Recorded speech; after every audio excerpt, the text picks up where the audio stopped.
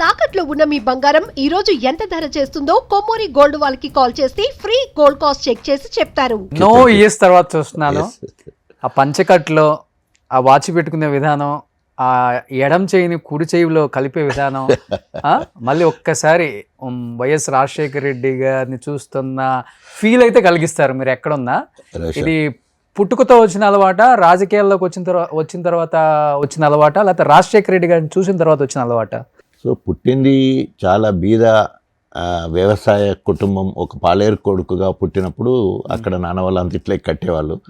కానీ దేవుడి దేవల్ల కష్టపడి చదువుకోవడం, దానివల్ల ఎక్కడో జీరో స్థాయిలో ఉన్న నేను, పసుల కాపరిగా ఉన్న నేను పసిపిల్లల డాక్టర్ అయ్యాను. సో పసిపిల్లల డాక్టర్ ఉన్నంత కాలము గొప్పగా ప్రజా వైద్యుడిగా పేరు తెచ్చుకొని జాతీయ స్థాయిలో ఉత్తమ పిల్లల డాక్టర్ వరకు వెళ్ళిపోవడం జరిగింది. సో అప్పటి వరకు ఉన్న నేను వైఎస్ రాజశేఖర రెడ్డి గారి ప్రోత్సాహంతో అప్పటికే ఎన్టీ రామారావు టీడీపీకి రమ్మని పిలిచిన, దత్తాత్రేయ బీజేపీకి రమ్మని పిలిచినా కూడా 1994లో రాజకీయాలకు వెళ్ళలే నేను. సో 99 ఎలక్షన్లకు ముందు నాకు జాతీయ స్థాయిలో అవార్డు వచ్చినప్పుడు వైఎస్ రాజశేఖర రెడ్డి గారు పిలిపించుకొని, గన్పూర్లో ఒక దుర్మార్గుడు ఉన్నాడు, రాజయ్య నువ్వు రాజకీయాలకు రావాలి అంటే జస్ట్ నేను కాముగా ఉన్నాను, ఎందుకంటే ఆల్రెడీ 2 పార్టీలకు రానని చెప్పాను కాబట్టి. ఒకవేళ ఇంకా నీకు సందిగ్ధం ఉంటే నువ్వు ఢిల్లీకి అవార్డు తీసుకోనికి వెళ్తున్నావు కదా, అక్కడ సోనియా గాంధీ దగ్గర నుంచి నీకు ఒక మెసెంజర్ వస్తాడు, నేను తీసుకుపోయి మేడంని కల్పిస్తాడు, ఒక్కసారి మేడంని కలవండి అని చెప్పేసి నాకు ఉచిత సలహా ఇచ్చి నేను అక్కడికి అవార్డు తీసుకోవడం, అక్కడికి మెసెంజర్ వచ్చి సోనియా గాంధీ దగ్గర నుండి వచ్చాను, రేపు పొద్దున 8:45కి మీకు అపాయింట్మెంట్ ఉంది, నేను పొద్దున వచ్చి మిమ్మల్ని కలెక్ట్ చేసుకుంటా అని చెప్పడం జరిగింది. సో ఇంకా అప్పటి వరకు ఒక మంచి ప్రజా వైద్యుడిగా, పిల్లల డాక్టర్గా మంచిగా ఉన్న నేను, సోనియా గాంధీ గారు ఇన్వైట్ చేయడం జరిగింది పార్టీలోకి, please do coming to Congress party, you can serve more to the society. So మామూలుగా చేయడం కంటే రాజకీయాల్లో పార్టీలోకి వచ్చి ఇంకా ప్రజాసేవ చేయడానికి ఇంకెక్కువ అవకాశం వస్తుంది, కాంగ్రెస్ పార్టీలో జాయిన్ కండి, వైఎస్ రాజశేఖర రెడ్డి గారు మీ గురించి ఎంతో గొప్పగా చెప్పారు, సో మీలాంటి వాళ్ళ పార్టీకి అవసరం రావాలి అని మేడం కోరడంతో ఆ తర్వాత వైఎస్ రాజశేఖర రెడ్డి గారి ఆధ్వర్యంలో పార్టీలో జాయిన్ అవ్వడం జరిగింది. వ్యక్తిగతంగా మీ జీవితంలో ఓడి గెలిచారు, కానీ రాజకీయాల్లోకి వచ్చిన తర్వాత మీరు చేసేది పక్కన పెడితే అంటే విజయం సాధించాలని అనుకుంటారా, లేకపోతే ఇంకా పోరాడుతున్నాను అనుకుంటారా, లేకపోతే బలి పశువునయ్యాను అనుకుంటారా, అసలుకి అన్యాయం జరుగుతుంది అనుకుంటారా? సో ఏదేమైనా కూడా నేను ఎప్పుడు కూడా నా బాధ్యతలను మరవల. ఉదాహరణకి నేను 8వ తరగతి ఉన్నప్పుడు మా పెద్ద చెల్లె పెళ్లి చేశాను, 200 కట్నం ఇచ్చి.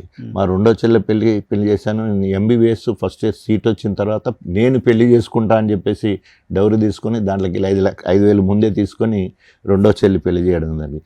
మూడో చెల్లె పెళ్లి నేను ఔసర్జన అయినప్పటికీ ₹1,00,000 చిట్టి లేబట్టి 65,000 చిట్టి వస్తే 40,000 కట్నం ఇచ్చి 25,000తో పెళ్లి చేశాను. నాలుగో చెల్లె వెళ్ళి పిల్లల డాక్టర్ అయినా ₹1,00,000 ఇచ్చి కట్నం. ఆ బాధ్యతలు మరవలేదు ఇప్పుడు, అంటే కమిట్మెంట్ టువర్డ్ జాబ్. దాన్ని అనుకుంటే ఆ రకంగానే వైద్యపరంగా కూడా ఔసర్జన్లోనే దవాఖాన పెట్టడం, దాంతో క్లినిక్ నడిపించడం. సో ఆ టైంలోనే స్టేట్ హైయెస్ట్ SC మార్క్స్ బాగుండడంతో ఉట్నూరులో మెడికల్ ఆఫీసర్ జాబ్ వచ్చింది, దానికి వెళ్ళలేదు. పిల్లల డాక్టర్ అయిపోయిన తర్వాత పెదగోపతి అని ఖమ్మంలో జాబ్ వచ్చింది, అది వదిలిపెట్టలేదు. కారణం ఏంటంటే ప్రైవేట్ ప్రాక్టీస్లో అప్పటికే పేరు వచ్చేసింది బాగా. గవర్నమెంట్ జాబు 3,500 4,000 ఉంటే అప్పటికే నేను 10-12,000 సంపాదించే స్థాయికి వచ్చాను. సో సెకండ్ సారి గవర్నమెంట్ జాబ్ వదిలిపెట్టినప్పుడు అందరు కోపం చేస్తుంటే పోయి జాయినింగ్ రిపోర్ట్ వచ్చాను అంతే. తర్వాత మళ్ళీ వచ్చి ప్రాక్టీస్ చేస్తే ఇక మళ్ళీ 2 ఏళ్ళ తర్వాత టర్మినేటెడ్ అని వచ్చింది. గవర్నమెంట్ పైసా ఒక్కటి కూడా తీసుకోలేదు నేను. సో అంటే ఏంటంటే ఉద్దేశం, ప్రైవేట్లో ఉంటే మనం ఎంత అంటే అంత సర్వ్ చేస్తానికి అవకాశం, డే అండ్ నైట్ వర్క్ చేసేది, అది అక్కడ అది లేని పరిస్థితి. సో ఆ రకంగా 84 నుండి 94 వరకు ఓన్లీ హాస్పిటల్, ఓన్లీ పేషెంట్లు, ఏమి ఇంకా వేరే ఎక్స్ట్రా క్యాలిక్యులర్ యాక్టివిటీస్ ఏం లేవు. ఎప్పుడైతే నా రాజకీయ అరంగేట్రమో టీడీపీ బీజేపీలు రమ్మన్న పోకుండా దండోరాలో కృష్ణమాదిగ నాయకత్వంలో MRPSలో పనిచేయడం జరిగింది. అందుకే నేను నా రాజకీయ అరంగేట్రం దండోరా. సో అక్కడ నుండి అందులో పనిచేసే క్రమంలో అక్కడ కడియం శ్రీహరి ఎమ్మెల్యే మంత్రిగా ఉండడం వల్ల ఇక నా మీద వచ్చే ఎట్లాగూ ఈయన టీడీపీలోకి వచ్చేటోడు ఉండే, రేపు నాకు ఏకమేకవుతాడని చెప్పేసి నన్ను రాజకీయాలకు అక్కడ రాకుండా చేసే క్రమంలో వైఎస్ రాజశేఖర మీ మీద జరిగింది కుట్ర అంతే కదా. రాజకీయాల్లో కడియం శ్రీహరి కంటే ముందు నన్నే పిలిచి టికెట్ ఇస్తానంటే నేను అవాయిడ్ చేశాను కదా.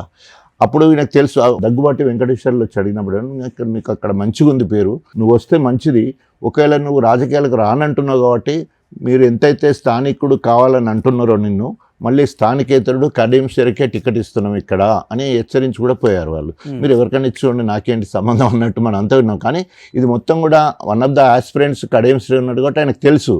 సో తర్వాత జరిగిన పరిణామాల్లో ఒకరోజు మెగా హెల్త్ క్యాంప్ 10,000 మందితోటి గన్పూర్లో క్లినిక్ పెట్టి నేను ప్రణయ్ భాస్కర్ను నాకు ఫ్రెండ్ అంటే వినయ్ భాస్కర్ వల్ల అన్నయ్య అప్పుడు క్రీడా శాఖ మంత్రిగా ఉండే ఆయనను గన్పూర్కి ఇన్వైట్ చేస్తే ఆయన నుండి నేను ఆ రోజు రాజకీయాలకు రా అని చెప్పేసి దగ్గుబాటిని ఇంటికి తీసుకుంటే అప్పుడు కాదంటివి, ఇప్పుడు ప్రోటోకాల్ అడ్డం వస్తుంది నీ దగ్గర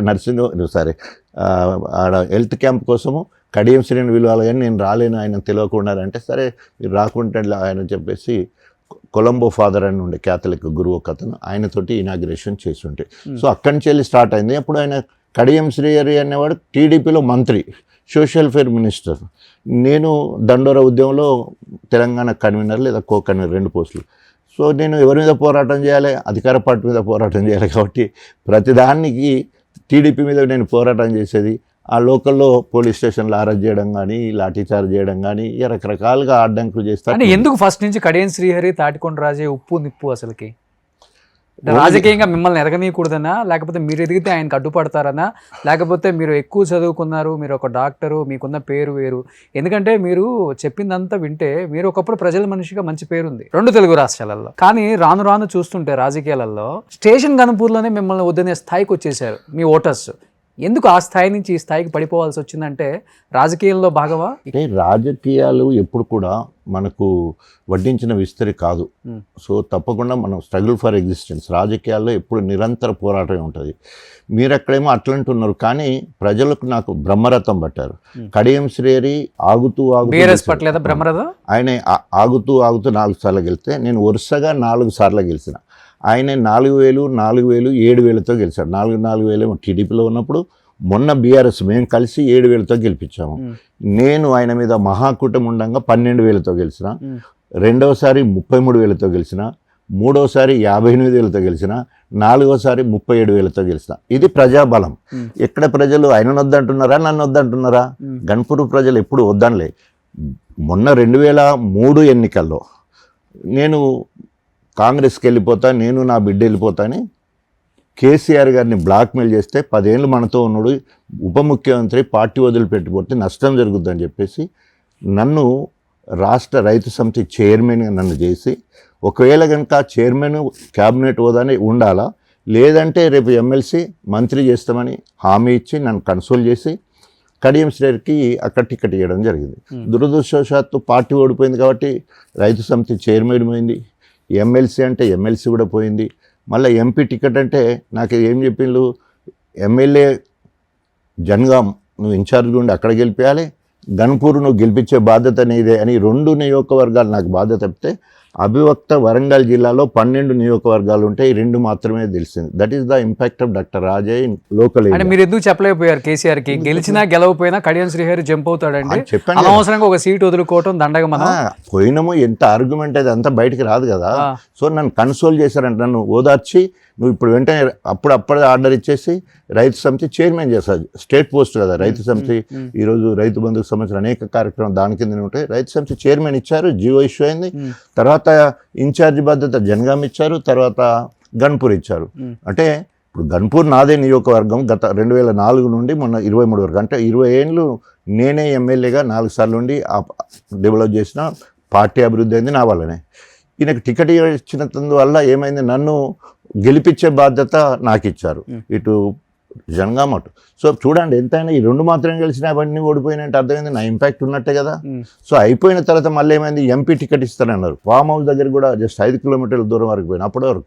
కానీ కడియం శ్రీహరి కాంగ్రెస్కి పోయింది కాబట్టి అక్కడ ఆ 3 నెలల్లోనే మళ్ళీ బై ఎలక్షన్లు వస్తాయి. కడియం శ్రీహరికి తగ్గ మిండడంటే రాజయ్యనే. రాజయ్యకు అక్కడ ఇన్ఛార్జ్ ఇచ్చేసి సుధీర్ కుమార్, అది ఎంపీ వచ్చిన పోయినా పెద్ద ఫరగబడదు, సుధీర్ కుమార్ను అక్కడ ఎంపీ టికెట్ ఇచ్చి రాజయ్యను స్టార్ కాంపియన్గా పెట్టి తిప్పుదాం. ఎందుకంటే ఆయన చాలా అనేక రకాలుగా త్యాగం చేశాడు.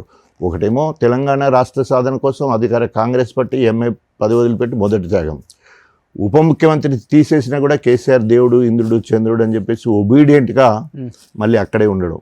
మూడోది ఎమ్మెల్యే టికెట్ రాకున్నా 2 నియోజకవర్గాలు గెలిపించే బాధ్యత. సో మళ్ళీ ఎంపీ టికెట్ కూడా ఇవ్వకుండా నువ్వు గెలిపించాలి అనే బాధ్యత చెప్పడం. ఈ రకంగా ఒక నియోజకవర్గం కాదు, తెలంగాణ మొత్తంలో, ఈవెన్ తెలంగాణ మొత్తం కూడా మీడియాలో కూడా అందరిలో ఇవాళ రాజన్ అంటే ఒక సానుభూతి, ఒక మంచితనము, గింత ఒబీడియన్స్ ఉంటుందా అని ఒక పేరు ఉంది. సో ఎక్కడ కూడా పేరు చెడగొట్టే కార్యక్రమాలు ఇప్పటివరకు చేయలేదు. సో రాజకీయాలలో ఎత్తులు జిత్తులు కుట్రలు కుతంత్రాలు ఎన్నో జరుగుతుంటాయి. సుమన్ టీవీలో మీ పర్సనల్ అండ్ బిజినెస్ ప్రమోషన్స్ కోసం కింది నెంబర్కి కాంటాక్ట్ చేయండి.